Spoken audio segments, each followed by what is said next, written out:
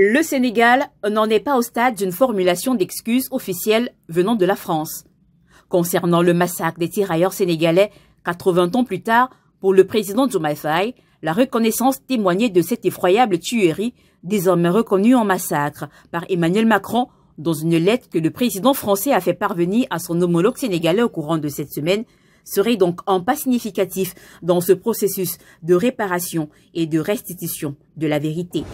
Naturellement, on n'en est pas encore à l'exercice d'excuses, mais je dois vous révéler que j'ai reçu aujourd'hui une lettre du président Macron dans laquelle il reconnaît que ce fut en effet un massacre. Ce pas consistant à reconnaître que c'est un massacre doit ouvrir la porte à une collaboration parfaite pour la manifestation de toute la vérité sur ce douloureux événement de Thiaroye.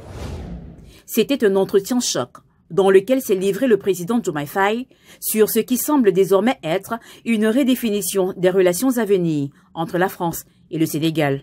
Alors que le pays commémore le 80e anniversaire du tristement massacre colonial de 1944 perpétré par la France sur des soldats sénégalais.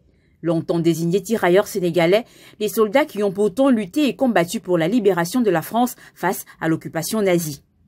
Bassirou Diomaye Faye, le président sénégalais, va clairement exprimer à la France de mettre fin à sa présence militaire au Sénégal et de fermer toutes les bases militaires dans le pays. Diomaye Faye estime que cette présence est incompatible avec l'expression de la souveraineté du Sénégal.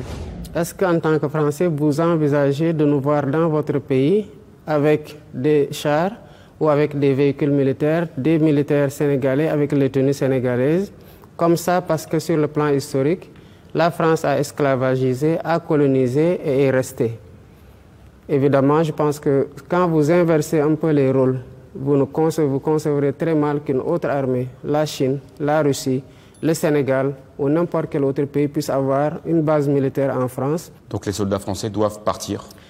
Il n'y a pas encore de délai de rigueur par rapport à ça, et si ça doit être fait, cela sera dit aux autorités françaises qui en auront la primeur et suivant les calendriers établis.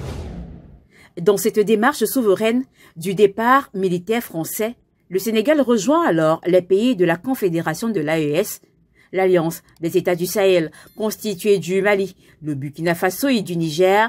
Vous le savez, ces trois pays ont mené pendant plusieurs mois avec bravoure et détermination une action forte jusqu'au retrait des troupes Barkhane de leur pays.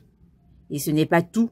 Dernier rebondissement en date au Tchad, N'Djamena annonce sa décision de mettre fin à l'accord de coopération en matière de défense signé le 5 septembre 2019.